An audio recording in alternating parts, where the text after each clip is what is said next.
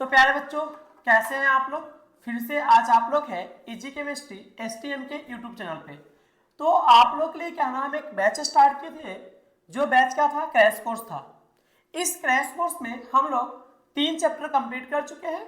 अब क्या ना हम लोग चौथा चैप्टर पढ़ना शुरू किए थे, केमिकल काइनेटिक्स। जिस केमिकल काइनेटिक्स के अंदर हम लोग पार्ट 1 पार्ट 2 देख चुके हैं और आज बारी है केमिकल काइनेटिक्स पार्ट 3 का। तो ये जो आपका केमिकल काइनेटिक्स पार्ट 3 है, ये क्रैश कोर्स का चौथा चैप्टर का तीसरा पार्ट है, ठीक है ना। तो इससे पहले क्या ना हम लोग पार्ट 1 और पार्ट 2 को देख चुके हैं। अब हम लोग पार्ट 3 देखेंगे। इस पार्ट 3 में वीवीआई ऑब्जेक्टिव और टॉपिक वाइज क्या है इंपोर्टेंस लाइन को हम देख लेंगे। तो आइए बात करते हैं टॉपिक का। तो यहां पे क्या है ना, सबसे पहले आपको लिखा हुआ है प्यारे बच्चों, यहां पे लिखा हुआ है टॉपिक है 4.6, जिसको हम बोलेंगे इंटीग्रेटेड रेट लॉ, मतलब कि 4.6। इससे पहले हम लोग 4.5 तक पढ़ चुके थे, तो आज हम लोग पढ़ेंगे 4.6, जिसको बोलते हैं इंटीग्रेटेड रेट लॉ। अब क्या है ना, इंटीग्रेटेड रेट लॉ हम जीरो ऑर्डर रिएक्शन के लिए देखेंगे और फर्स्ट ऑर्डर रिएक्शन के लिए देखेंगे, और उसके बाद क्या है ना, इससे रिलेटेड क्या है ना ऑब्जेक्टिव क्वेश्चन को सॉल्व करेंगे। तो आप बने रहिए इस वीडियो में, क्या, क्योंकि ये जो आपके लिए वीडियो है ना इंपॉर्टेंट होने वाले हैं, और इसमें क्या नाम एकदम इंपॉर्टेंट ऑब्जेक्टिव को चुन करके करेंगे, ठीक है। तो यहाँ पे सबसे पहले इंटीग्रेटेड रेट लॉ आपको लिखा हुआ है, ये यहाँ पे जो है सबसे पहले हम इंटीग्रेटेड रेट लॉ में जीरो ऑर्डर रिएक्शन को देखते हैं।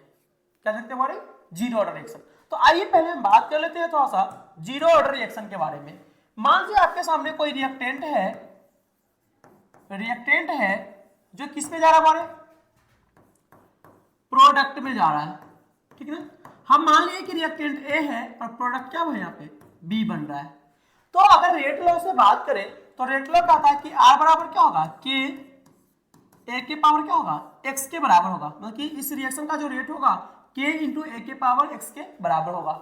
ये रेट लॉ आता है। अब क्या है ना, हम बात करते हैं फॉर जीरो ऑर्डर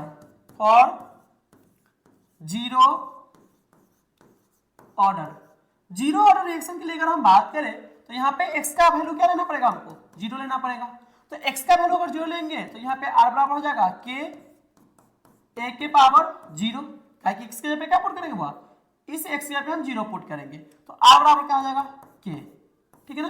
तो अब क्या है ना, ये जीरो ऑर्डर के लिए क्या होता है, रेट ऑफ रिएक्शन जो होता है ना के, मतलब कि रेट कांस्टेंट के क्या होता है, बराबर होता है, ठीक है। तो यहाँ पे लिखा हुआ है सबसे पहले rate does not depends upon concentration of reactant, तो कि जो जीरो ऑर्डर का जो रेट होता है, जीरो ऑर्डर रिएक्शन का जो रेट होता है ना, तो कि रिएक्शन का जो रेट होता है, अभिक्रिया का जो दर होता है, वो कंसंट्रेशन ऑफ रिएक्टेंट पे डिपेंड नहीं करता है। क्यों नहीं करता है? मान लीजिए यहाँ पे ये जो कंसंट्रेशन ऑफ रिएक्टेंट है, इसका वैल्यू हम 4m ले ले, 5m ले ले, 6m ले ले, ठीक है ना, 7m लेते हैं, इससे कोई फर्क नहीं पड़ता है हमको। काहे फर्क नहीं पड़ता है? काहे कि सबका पावर क्या करेंगे, जीरो, और किसी भी चीज का पावर जीरो क्या होता है, 1। मतलब कि हम ये समझे कि इसके लिए जो रेट आर होता है वह रेट कांस्टेंट के बराबर होता है। तो जीरो ऑर्डर रिएक्शन के लिए क्या होता है, rate of reaction rate constant के बराबर होता है। रिएक्टेंट के कंसंट्रेशन पे, इस कंसंट्रेशन से इस पे कोई इफेक्ट नहीं पड़ने वाला है, ठीक है। तो अब हम यहाँ पे देखें तो यहाँ पे कह रहा है कि आर बराबर क्या हमारे के ए के पावर जीरो है। ए के पावर जीरो इसलिए लेंगे कि यहाँ पे क्या ना जीरो ऑर्डर रिएक्शन है, जीरो कर दी तो आर बराबर क्या हो गया के। इसी चीज को हम यहाँ पे क्या ना सॉल्व करके आपको दिखाए हैं, ठीक है ना। तो जीरो ऑर्डर रिएक्शन के लिए जो रेट ऑफ रिएक्शन होता है, रेट कांस्टेंट के क्या होता है, हमारे इक्वल होता है, ठीक है। अब क्या यहाँ पे बात करते हैं इंटीग्रेटेड रेट लॉ का। तो इस इंटीग्रेटेड रेट लॉ में आप कुछ ऐसे टर्म को याद रखिएगा। जैसे पहला तो आप यहाँ पे इसको याद रखिए कि जीरो ऑर्डर के लिए क्या होता है, rate of reaction rate constant के बराबर होता है, ठीक है। दूसरा, इंटीग्रेटेड रेट लॉ में हम बात करते हैं सबसे पहले सीटी का। सीटी बराबर होता है माइनस के टी प्लस सी नोट होता है। सीटी बराबर क्या होता है हमारे, माइनस के टी प्लस क्या होता है, सी नोट होता है। चलिए अब यहाँ पे सीटी क्या होता है, तो मान लीजिए क्या ना, सीटी होता है concentration of reactant at time T, मतलब टी टाइम पे रिएक्टेंट का कंसंट्रेशन क्या बचा हुआ है। मान लीजिए क्या ना, यहाँ पे हम रिएक्टेंट लिए, तो यहाँ पे 0 सेकेंड पे मान लीजिए यहाँ पे ए टू बी लिए, A to B, T equal to 0 second पे इसका क्या हो गया, मान लीजिए सी नोट होगा, इसका 0 होगा, C T equal to T second पे इसका क्या होगा Ct होगा, मान लीजिए क्या ना अल्फा बन गया। तो ये Ct जो होता है ना कंसंट्रेशन ऑफ रिएक्टेंट होता है एट टाइम टी पे, ठीक ना।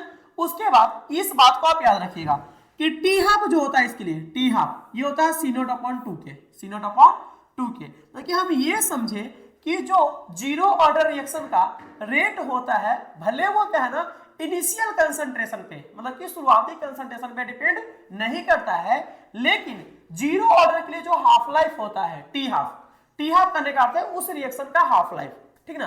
किसी रिएक्शन के लिए हाफ लाइफ होता है टी हाफ, देखिए उसका अर्ध आयु, ठीक है ना। तो वो क्या होता है C0/2 के बराबर होता है और ये क्या है ना इनिशियल कंसंट्रेशन पे डिपेंड करता है, ये इनिशियल कंसंट्रेशन पे डिपेंड करता है। तो यहाँ पे आप दो बात याद रखिए कि सर जी जो जीरो ऑर्डर रिएक्शन होता है उसका जो रेट होता है R वो उसके रेट कांस्टेंट K क्या होता है बराबर होता है। दूसरा जो जीरो ऑर्डर रिएक्शन होता है उसका जो हाफ लाइफ होता है वह क्या है ना इनिशियल कंसंट्रेशन पे डिपेंड करता है। तीसरा ये वाला पॉइंट कि rate does not depends upon initial concentration of reactant. तो यहां से आपको तीन बात याद रखना है। कौन को याद रखना है यहाँ पे आप गौर से देखिए, आपको अभी हम दिखाते हैं। सबसे पहले आपको ये याद रखना है रेट वाला डेंजर एकदम कि जीरो ऑर्डर रिएक्शन का जो रेट होता है इनिशियल कंसंट्रेशन पे डिपेंड नहीं करता है रिएक्टेंट के, ठीक है।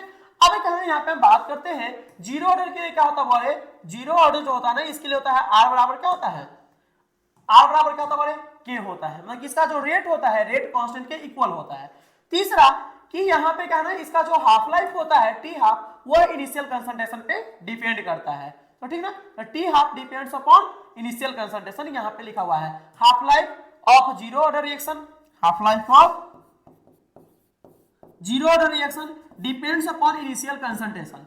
देखिए ये वाला आप याद रखिए, ठीक ना। तो यहां से आपको तीन चीज याद रखना है कि जीरो ऑर्डर अभिक्रिया के लिए, जीरो ऑर्डर अभिक्रिया के लिए उस अभिक्रिया का दर उस अभिक्रिया में जो अभिकारक होगा मतलब कि जो रिएक्टेंट होगा उस रिएक्टेंट के कंसंट्रेशन पे डिपेंड नहीं करता है, ठीक ना।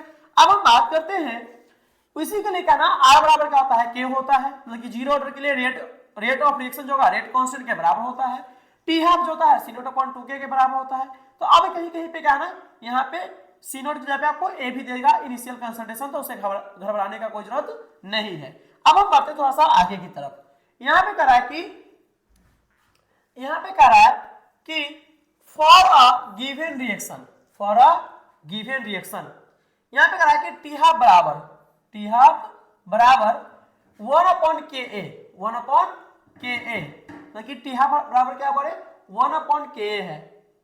The order of reaction, the order of reaction, तो उस रिएक्शन का ऑर्डर क्या होगा for a reaction, for a given reaction T half जो है ना 1/KA के बराबर है, 1 किसके बराबर है K के। तो यहाँ पे क्या है, यहाँ पे आप थोड़ा सा करेक्शन कर लीजिए, यहाँ पे क्या ना C0 क्या होगा 2K होगा, क्या होगा C0/2K, जस्ट हम यहाँ पे पीछे किए हुए थे।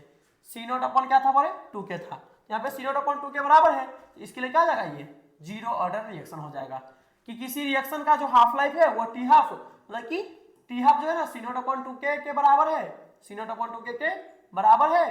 तो यहाँ पे क्या हो जाएगा बारे C0/2K के बराबर तो जीरो ऑर्डर रिएक्शन वो हो जाएगा, इसमें तो कोई आपको तकलीफ होना नहीं चाहिए, ठीक है ना। अब क्या है ना इसके बाद हम आगे बढ़े तो यहाँ पे कह रहा है कि for a zero order reaction the half life period is depends upon, for a zero order reaction, मान लीजिए कोई आपके सामने जीरो ऑर्डर रिएक्शन है, उस रिएक्शन का ऑर्डर क्या है जीरो है, कह रहा है कि the half life depends upon, तो हाफ लाइफ किस पे डिपेंड्स करेगा, हाफ लाइफ पीरियड वह किस पे डिपेंड करेगा, तो वह डिपेंड करेगा इनिशियल कंसंट्रेशन पे। क्या कि जीरो ऑर्डर के लिए क्या होता है जो टी हाफ होता है वह होता है C0/2K के बराबर होता है। तो अगर ये C0 बढ़ेगा तो हाफ लाइफ भी क्या होगा बढ़ेगा, C0 घटेगा तो हाफ लाइफ भी क्या होगा घटेगा। तो C0 यहाँ होता है इनिशियल कंसंट्रेशन। तो किसी भी रिएक्शन का मतलब कि किसी भी जीरो ऑर्डर रिएक्शन का जो हाफ लाइफ होगा वह इनिशियल कंसंट्रेशन पे डिपेंड करता है। अब बढ़ते हैं नेक्स्ट स्लाइड की तरफ। कहा कि the rate of reaction is equal to the rate constant, मतलब कि रेट ऑफ रिएक्शन क्या बोले, रेट ऑफ रिएक्शन बोले तो R, रेट ऑफ रिएक्शन बोले तो R।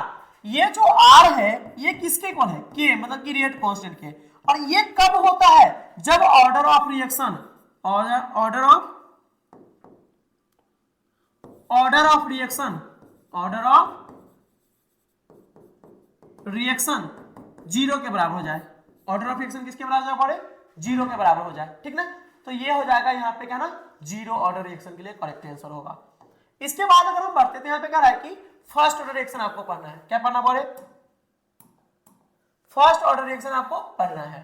अब देखिए फर्स्ट ऑर्डर रिएक्शन क्या होता है, अगर हम बात करते हैं यहाँ पे एक रिएक्शन लिए ए टू बी ले लिए, ए यहाँ पे है रिएक्टेंट और बी क्या है बोले, बी क्या है यहाँ पे प्रोडक्ट है ना। तो अब क्या हम ये बोले रेट लॉ से आर बराबर के, ए के पावर क्या हो जाएगा बोले एक्स हो जाएगा। अब हम बात करते हैं for first order reaction, first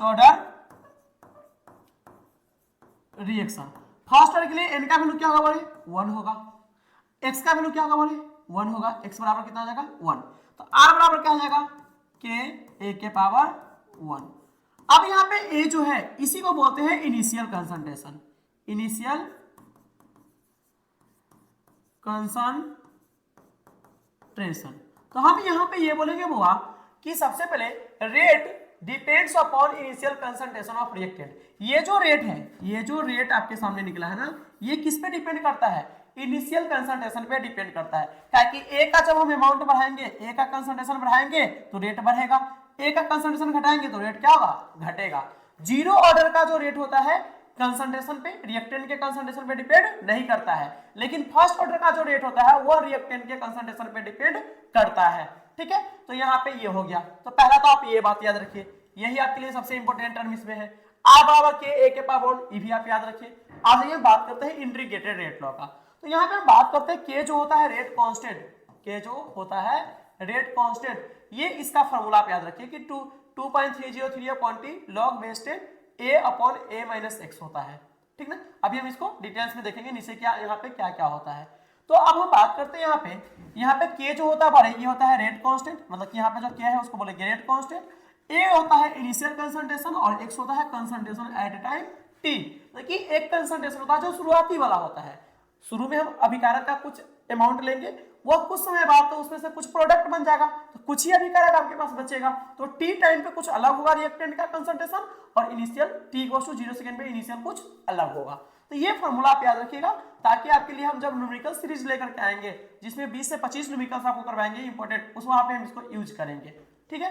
T half याद रखिए, टी हाफ का ये वाला फॉर्मूला आप याद रखिए, ठीक ना, कि 2.303 अपॉन के log 2 होता है और एक ये फॉर्मूला। तो यहाँ पे आपको याद क्या क्या करना है, जो आप सलाह देख लीजिएगा। यहाँ पे आपको याद रखना है, तो सबसे पहले इसको याद रखना है, एक तो आपको इस टी हाफ के फॉर्मूला को याद रखना है, दूसरा इसको याद रखना है और तीसरा यहाँ पे इस पॉइंट को याद रखना है। तो ये सारे पॉइंट को आप याद रखिए जिसको हम रेड से बॉक्स में डाले हैं, ठीक ना।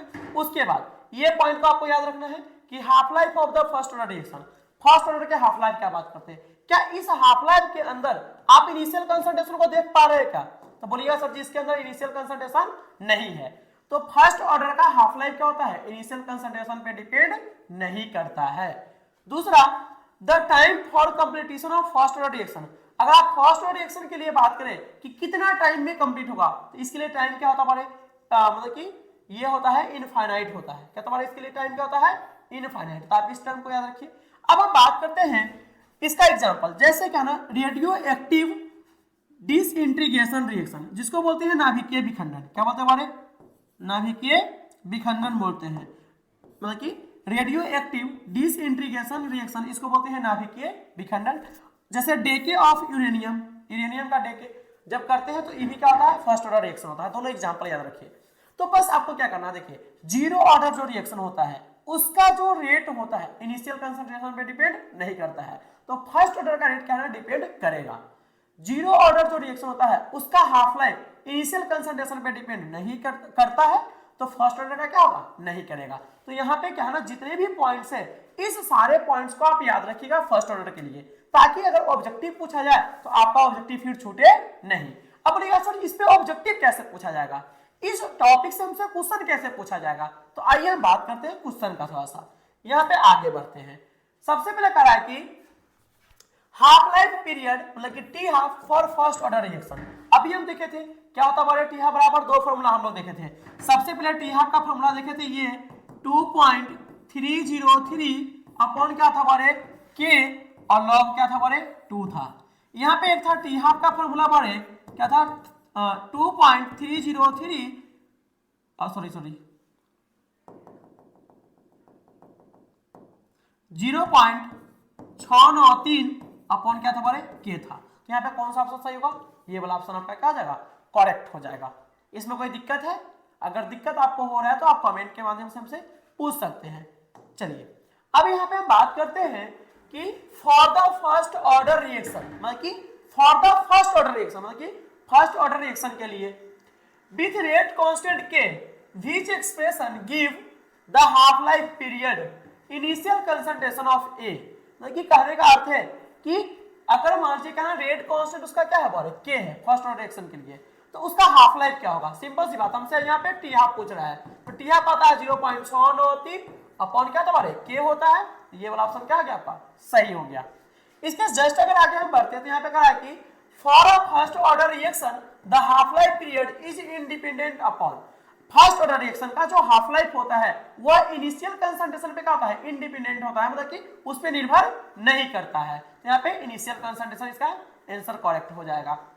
अब फिर से हम देखें ऑब्जेक्टिव, तो यहाँ पे कहा है कि which equation is correct for first order reaction. अब जरा हमको आप ये बताइए कि जो फर्स्ट ऑर्डर रिएक्शन होता है वो उसका जो हाफ लाइफ होता है मतलब कि टी हाफ जो होता है ना वह क्या होता है ना इनिशियल कंसंट्रेशन पे डिपेंड नहीं करता है। तो यहाँ पे कह रहा है कि इनिशियल कंसंट्रेशन के इनवर्सली प्रोपोर्शनल हो गया, ये बात गलत हो गया। यहाँ पे डायरेक्टली प्रोपोर्शनल करा तो यही बात क्या हो गया, गलत हो गया। यहाँ पे कह रहा है कि जीरो के बराबर होता है, पावर में क्या है बारे जीरो, अब पावर में जीरो मतलब कि वैल्यू क्या हो गया 1, तो ये वाला क्या हो जाएगा आपका सही और ये हाफ वाला भी क्या हो जाएगा आपका गलत हो जाएगा। ठीक है, ताकि फर्स्ट ऑर्डर जो रिएक्शन होता है उसका हाफ लाइफ इनिशियल कंसंट्रेशन पे डिपेंड नहीं करता है। इसके जस्ट अगर हम आगे बढ़ते हैं तो यहाँ पे कह रहा है कि the radio active disintegration reaction मतलब कि नाभिकीय विखंडन अभिक्रिया वो किसका एग्जांपल होता है, तो फर्स्ट ऑर्डर का एक अच्छा एग्जांपल है वो। ठीक ना, इसके बाद अगर आप बढ़ते हैं तो यहाँ पे कह रहा है कि डेके ऑफ यूरेनियम ऑर्डर, ये भी क्या होता है फर्स्ट ऑर्डर रिएक्शन होता है, हम पीछे देख चुके हैं शॉर्ट में। चलिए यहाँ पे अगर हम बढ़े आगे की तरफ तो यहाँ पे कह रहा है कि which of the following reaction and in infinite time, तो फर्स्ट ऑर्डर रिएक्शन कौन होता है फर्स्ट ऑर्डर रिएक्शन जो होता है ना वो इनफाइनाइट टाइम में क्या होता है इंड होता है जाकर के।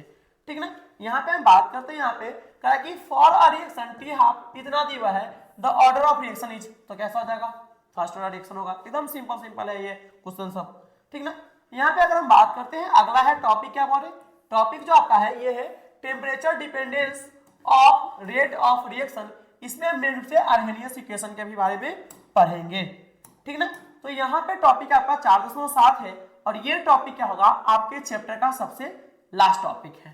ठीक ना, तो इस टॉपिक को ज्यादा क्या ना हम डिटेल्स में नहीं देखेंगे क्योंकि ये क्रैश कोर्स है, बस हम उसी टर्म को देखेंगे जहां से ऑब्जेक्टिव पूछा जाएगा आपसे। ठीक ना, तो सबसे पहले बात करते हैं टेम्परेचर कॉफिशिएंट। ये तो काफी इंपॉर्टेंट टर्म है, ये आपके लिए इंपॉर्टेंट होने वाला है टेम्परेचर कॉफिशिएंट, इसको आप याद रखिएगा। अब टेम्परेचर कॉफिशिएंट क्या होता है, मान लीजिए आपके सामने कोई रिएक्शन है, जो रिएक्शन क्या है ना रिएक्टेंट से कहां पे जा रहा है प्रोडक्ट में, और इसका रेट क्या ना बारे आर है टी टेम्परेचर पे एट टी टेम्परेचर पे। ठीक ना, अब क्या है ना इस रिएक्शन का अगर हम टेम्परेचर 10 डिग्री सेल्सियस बढ़ाते हैं, कितना डिग्री बढ़े, इसमें अलग से फिर से हम टी में कितना ऐड कर दिए 10 डिग्री, तो इसका जो रेट है, अब इसका जो रेट है वो 2 गुना या कितना हो जाएगा बारे 3 गुना हो जाएगा। तो इस क्या है ना इस टेम्परेचर को बोलते हैं टेम्परेचर कॉफिशिएंट। तो कहा कि on increasing temperature 10 degree Celsius मतलब कि टेम्परेचर कितना डिग्री सेल्सियस इंक्रीज करते हैं 10 डिग्री। ठीक है, अब क्या ना the rate of reaction increase by 2 और 3 टाइम्स, मतलब कि किसी रिएक्शन के लिए अगर हम रिएक्शन के तापमान में 10 डिग्री सेल्सियस अगर बढ़ाते हैं 10 डिग्री सेल्सियस बढ़ाते हैं तो उस रिएक्शन का जो रेट है वह 2 से 3 गुना हो जाएगा, इसी को बोलेंगे टेम्परेचर कॉफिशिएंट बोलते हैं। अब बात करते हैं कोलिजन थ्योरी का, तो टोटल नंबर ऑफ कोलिजन पर सेकेंड मतलब कि प्रति सेकेंड में कितना कोलिजन हुआ इन पर यूनिट वॉल्यूम मतलब कि पर यूनिट वॉल्यूम के अंदर, इसी को बोलते हैं एक बारे कोलिजन फ्रीक्वेंसी। क्या बोलते हैं बारे कोलिजन फ्रीक्वेंसी, ठीक है, मतलब कि टक्करों की आवृत्ति। अब क्या ना इट्स वैल्यू, आप ये वैल्यू याद रखिए सिर्फ 10 के पावर 23 से 10 के पावर 25 कोलिजन पर सेकेंड इन सेंटीमीटर क्यूब। कहने का अर्थ है एक सेकेंड में 1 सेंटीमीटर क्यूब में कितना कोलिजन हुआ, इसी को हम कोलिजन फ्रीक्वेंसी बोलेंगे। अब क्या ना इट्स वैल्यू होता है 10 के पावर 23 से 10 के पावर 25 कोलिजन सेंटीमीटर सेकेंड। अब हम बात करते हैं इफेक्टिव कोलिजन, मतलब कि प्रभावकारी टक्कर क्या होता है। तो यहाँ पे बात करते हैं collision which able to convert reactant into product, वैसा कोलिजन जो कैपेबल हो, मतलब कि जो क्या ना कैपेबल हो रिएक्टेंट को किसमें बदलने के लिए प्रोडक्ट में, उसको इफेक्टिव बोलेंगे। एक्टिवेशन एनर्जी, तो कहा कि minimum amount of extra energy, ये क्या ना वो क्या ना कम से कम एक्स्ट्रा ऊर्जा का मान है having reactant molecule for convert into product, मतलब कि ये क्या है minimum amount of extra energy है किसके पास होता है हैविंग रिएक्टेंट मॉलिक्यूल, मतलब कि रिएक्टेंट के मॉलिक्यूल के पास वो minimum amount of extra energy जो क्या है ना कन्वर्ट कर सके रिएक्टेंट को किसमें बोले प्रोडक्ट में, ठीक है ना। तो ये होता है एक्टिवेशन एनर्जी। अब हम बात करते हैं एक्टिवेशन एनर्जी डिपेंड्स अपॉन, ये वाला भी टर्म आपके लिए क्या बोले वीवीआई है। तो जिसको हम रेड से टिक कर रहे हैं वो सारा क्या ना आपके लिए क्या है वीवीआई है। तो उस टर्म को आप याद रखिएगा डायरेक्टली, ठीक है ना। उसके बाद यहाँ पे इसको याद रखिए और इसको याद रखिए। कैटलिस्ट का बात करते हैं, किसका बात करते हैं बारे कैटलिस्ट। कैटलिस्ट दो तरह के होते हैं, एक होता है पॉजिटिव कैटलिस्ट, एक होता है निगेटिव कैटलिस्ट। तो जो पॉजिटिव कैटलिस्ट होता है वो क्या करता है एक्टिवेशन एनर्जी को घटा देता है, क्या घटाता है एक्टिवेशन एनर्जी को घटाता है। और जो निगेटिव कैटलिस्ट होता है एक्टिवेशन एनर्जी को बढ़ा देता है। तो पॉजिटिव कैटलिस्ट लेंगे तो थ्रेशोल्ड एनर्जी भी घटता है और एक्टिवेशन एनर्जी भी घटता है, ठीक ना। निगेटिव कैटलिस्ट लेंगे तो थ्रेशोल्ड एनर्जी बढ़ा देगा और इसके साथ ही साथ क्या होगा एक्टिवेशन एनर्जी को भी क्या करता है बढ़ा देता है। तो यहाँ पे क्या ना इस कुछ टर्म को आप याद रखिएगा जिससे क्या ना ऑब्जेक्टिव बन सके। आइए बढ़ते हैं नेक्स्ट स्लाइड की तरफ। यहाँ पे कहा कि टेम्परेचर कॉफिशिएंट का बात करते हैं। तो यहाँ पे टेम्परेचर कॉफिशिएंट का बात करते हैं, तो यहाँ पे टेम्परेचर कॉफिशिएंट तो सबसे पहले होगा नहीं, यहाँ पे होगा आर्हेनियस इक्वेशन। क्या होगा आर्हेनियस इक्वेशन,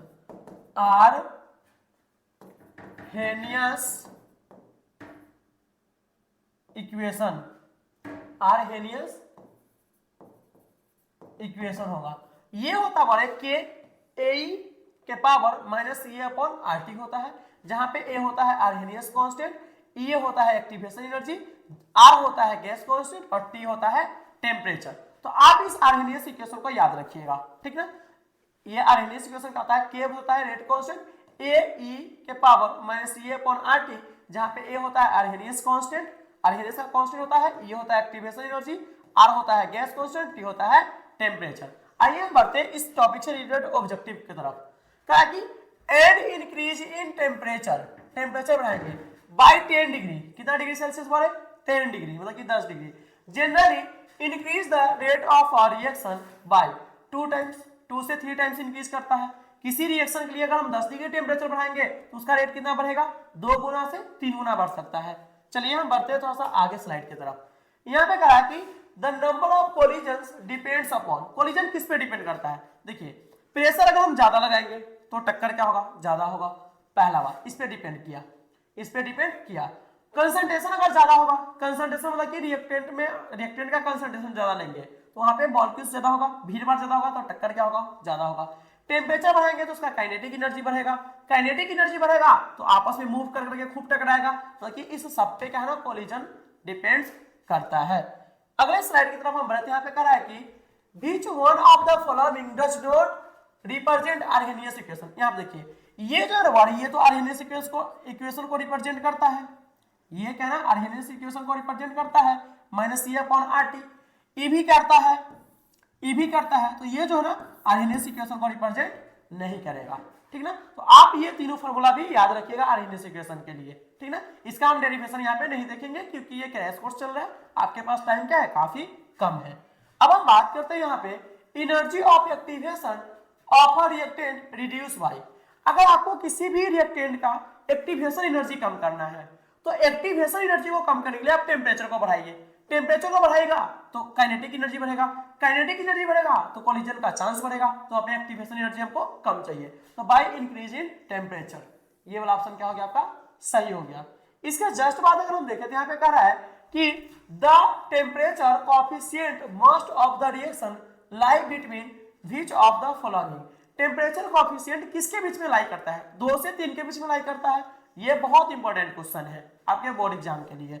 अब इसके बाद हम बढ़े तो यहाँ पे कह रहा है कि इन आर्गेनियस इक्वेशन के बराबर माइनस ये अपॉन क्या है हमारे आरटी ए में भी टर्म्ड एज रेट कांस्टेंट, कहां पे बढ़े तो ये इनफाइनाइट टेम्परेचर पे ए को हम क्या ना रेट कांस्टेंट के फॉर्म में क्या ना मतलब कि ए बी यहाँ पे ए में भी टर्म्ड एज रेट कांस्टेंट, मतलब कि ए को हम कब रेट कांस्टेंट का टर्म मतलब कि रेट कांस्टेंट जैसा टर्म मानेंगे, तो यहाँ पे इनफाइनाइट टेम्परेचर लेंगे तब जाके ए क्या होता है रेट कांस्टेंट के जैसा बिहेव करना चालू करता है। यहाँ पे बढ़ते हैं नेक्स्ट स्लाइड की तरफ, यहाँ पे करा कि in Arrhenius equation intercept is equal to, तो ये होता है ln a के बराबर होता है, तो ये क्या है ना आपका यहाँ पे टॉपिक क्या है ना काइनेटिक केमिकल काइनेटिक्स क्या हो गया खत्म हो गया। तो इस तरह से क्या है ना आप जुड़े रहिए इजी केमिस्ट्री एसटीएम के यूट्यूब चैनल से। तो अब हम इसके बाद स्टार्ट करेंगे सरफेस केमिस्ट्री, जिस सरफेस केमिस्ट्री को हम 3 पार्ट में कंप्लीट करेंगे और उसके बाद हम मूव करेंगे इनऑर्गेनिक की तरफ, ठीक है। तो प्यारे बच्चों आप लोग जुड़े रहिए इजी केमिस्ट्री के एसटीएम चैनल से। अब क्या है ना यहाँ पे आप लोग क्या है ना ऑब्जेक्टिव करवाने के बाद हम फिर से आपको क्या है ना 5 मार्क्स वाला क्वेश्चन करवाएंगे जो 20 जनवरी के बाद से मतलब कि 21 जनवरी से हम स्टार्ट करेंगे, और वो जो सेशन होगा 5 दिन का होगा, 5 दिन में क्या है ना आपका हम 5 मार्क्स कंप्लीट करवा देंगे। तो आप हमसे जुड़े रहिए, आज के लिए इतना ही, मिलते हैं नेक्स्ट वीडियो में सरफेस केमिस्ट्री पार्ट 1 के साथ। Okay bye.